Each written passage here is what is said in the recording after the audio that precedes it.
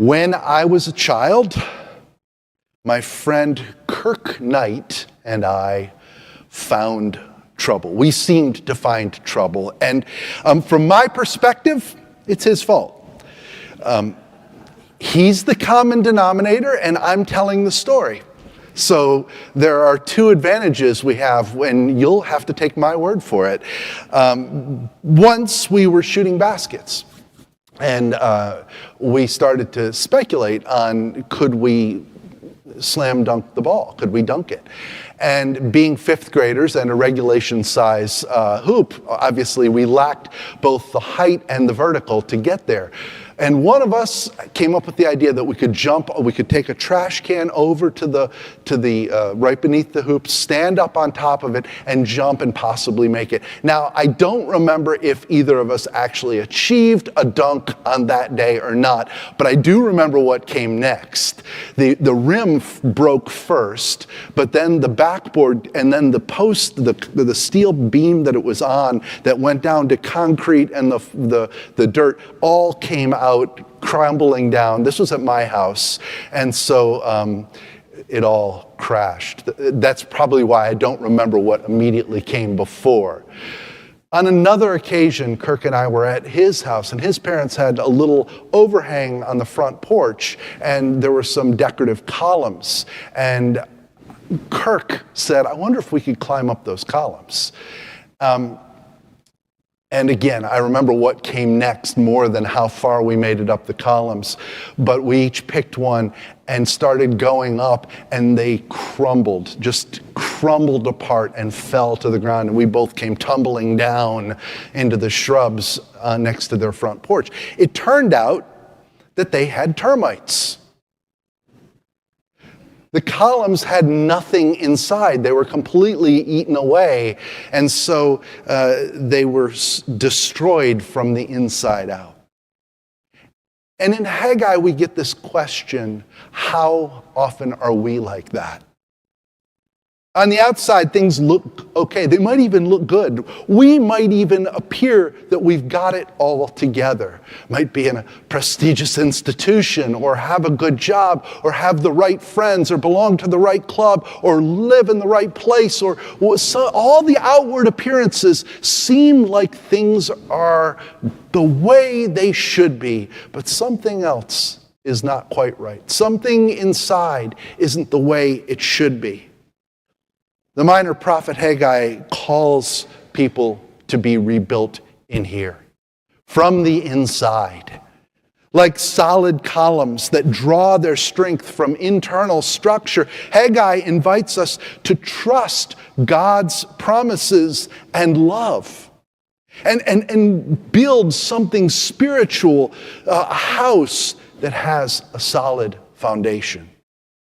Our reading actually starts right at the end of chapter 1, in the second year of King Darius. I don't appreciate the way the monks numbered the chapters and verses here, because it doesn't do much for us to start really with in the year of. But the reason that it starts with this precision is to associate these verses with something in ancient Israel, a specific series of events that shaped their identity, how they saw themselves, how they saw God, and how they saw the world. We can, with fairly accurate precision from this reading, say this would have been, according to our modern calendar, October 17th in the year 520 before the Common Era. So October 17th, 520 BCE. And that's significant because it's 67 years after the Babylonian exile. And this precision connects the prophecy with all of those events and all of the meaning that those events carried. For the ancient Israelites, this was tragic. This time of exile, of being taken from their land and going somewhere else, was horrible. We see it reflected throughout what we call the Old Testament. In Psalm 137, we hear the lament, the tragedy, just the outpouring of weeping and wailing by the rivers of Babylon. There we sat down and we cried. They didn't They didn't win their freedom either. They didn't raise up an army, organize really well, and fight back. The Persians beat the Babylonians in the year 538. And the Persians just allowed them to go home, go back to Judah. And now under King Darius, they were back, and they started to rebuild the temple. See, the Babylonians had destroyed it. And that might sound like something that would be amazing. We're home. We get to rebuild God's house. But not everybody was on board. Some people weren't happy about it at all. They thought the building the temple was an affront to God's promises. Their complaints are reflected in our reading. Haggai repeats their complaints when it says, "Who's still alive? Who remembers that this house once existed in its former glory? How does it look to you now?" They looked back. They remembered.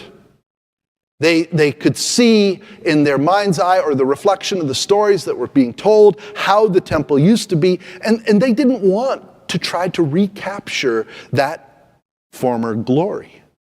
Yet Haggai was in favor of it. He supported it because of the significant role that it played in their lives. Now, this can be a challenge for us. It feels a bit like a field of dreams kind of theology. If you build it, they will come, sort of a thing. But it's not that simple. This isn't some mechanistic view of God. If they rebuild the temple, God will show back up. They'll get their former glory. Everything will go back to the way it was. This idea that they would work and make God do something, that they would work and build a relationship with God, that's a heresy called Pelagianism. That means works-based salvation or a divine relationship. And that's not what this was about. This wasn't a transaction. It was a reflection of what's inside. And that's what Haggai is trying to get to in our reading. Understanding the significance of the temple requires us to understand the ancient history of the southern kingdom of Judah. It's very simple. First, God brought David up as a king and promised that his line would rule forever. Second, the ancient Israelites viewed the temple itself as God's permanent home. So if you were in Judah and you had either come out of the exile or been born in this time of remembering and believed in these two things, then the temple is incredibly significant and carries all sorts of weight and meaning. For Haggai, the focus of rebuilding it is on God's promises. Building the temple reflected a belief in those promises. It was a statement of faith. It was an outward sign of what was happening right in here. Putting hands to chisels and building something concrete for God meant that the people were living out their faith in God's promises. And that pointed to what was in here. That pointed to an inner change. That pointed to a solid foundation of faith and concrete belief. And it's easy to struggle with that. It's even easier, I think, sometimes for us today to struggle with that. Because we look around and we see the God of love, the God of inclusion, the God who brings people together, and we look around and see division, divisiveness, people finding different poles under which to gather, and all sorts of other banners other than one of love, inclusion, and one of faith. Even people who claim the banner of faith find other ways to identify. And if we look to the Old Testament for inspiration, following the arc of this story, it would also be easy to see the ancient Israelites and their belief in that promise of a Davidic king forever and see there just wasn't one. And there isn't one. And they thought that's what God had promised. God made everybody free. And that's the part that's missing when we look at these promises and say, well, but why didn't it work out that way? See, God also made the Babylonians free.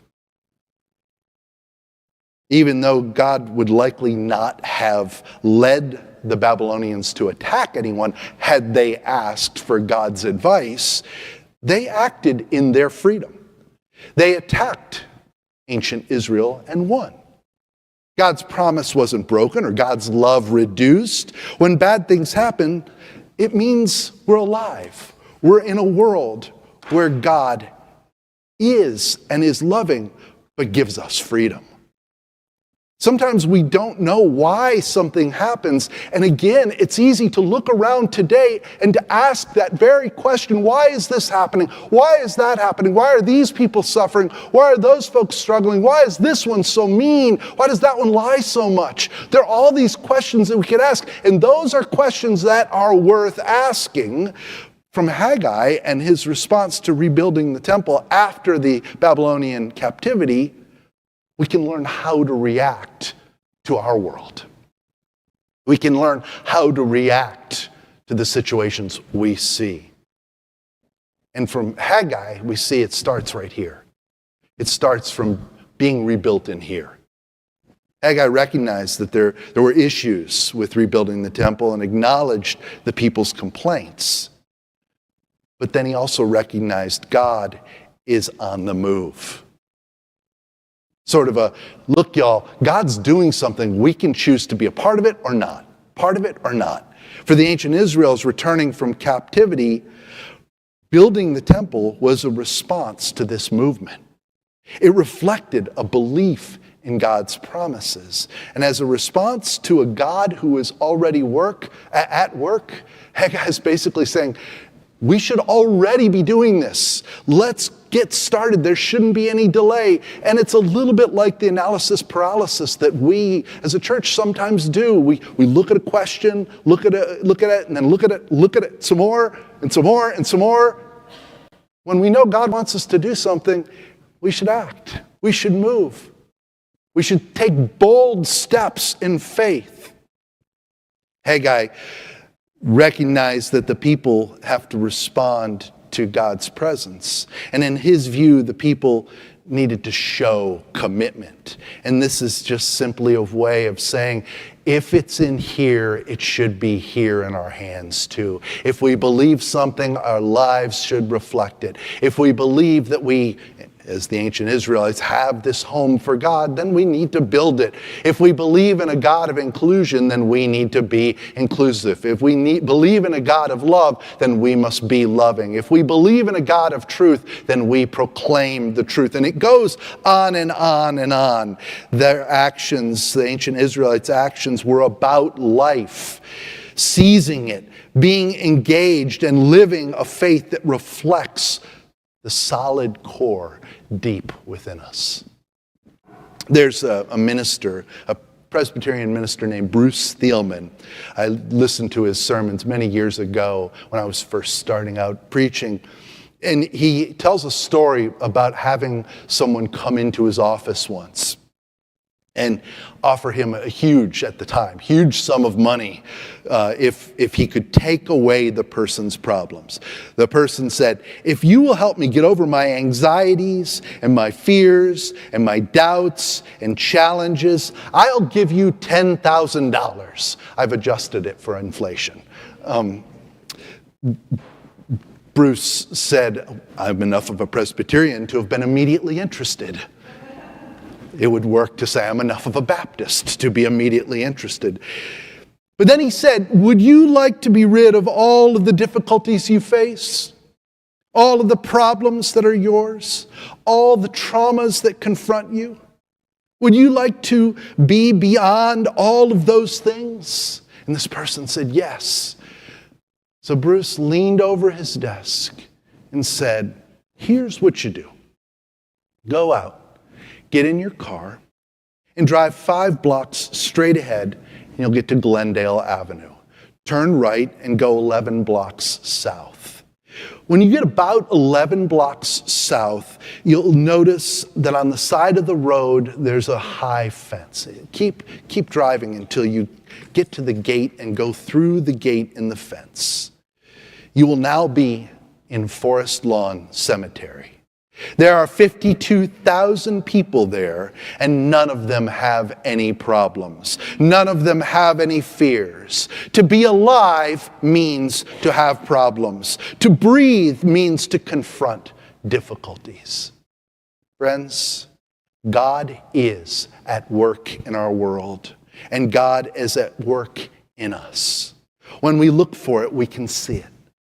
When we see it in the prayer and mutual support we offer one another. We see it in the love poured out for our children and the volunteers who take them up for children's church week after week. We see it in the ways that this congregation encourages one another, sends cards to each other, greets each other as we come in. We see it in all of the actions this congregation does to help people in our world, whether it's through Rise Against Hunger and feeding people around the world, or whether it's through the Trailblazer Backpack Program, or any of the other things that are all listed out here on this the acts of service.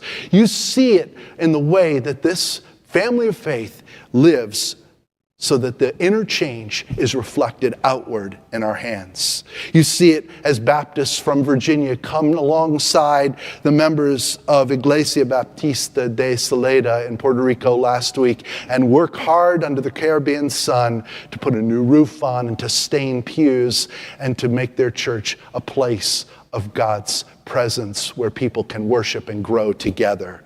To get on board with God, we start in here. Those answers that we first heard are spot on. Prayer, reading the Bible, worshiping, joining a small group, finding other opportunities to grow in faith. We build inside so that we can discover, so we don't discover the columns supporting our faith are termite-ridden and ready to crumble under the weight of life. Or a couple of sixth grade boys. The journey is rich. It can be scary. It has ups and downs and twists and turns along the way. But to be alive means that we join God through each up and down and trust that we don't go it alone. We have each other and we have God. So vaya con Dios. Go with God. Amen.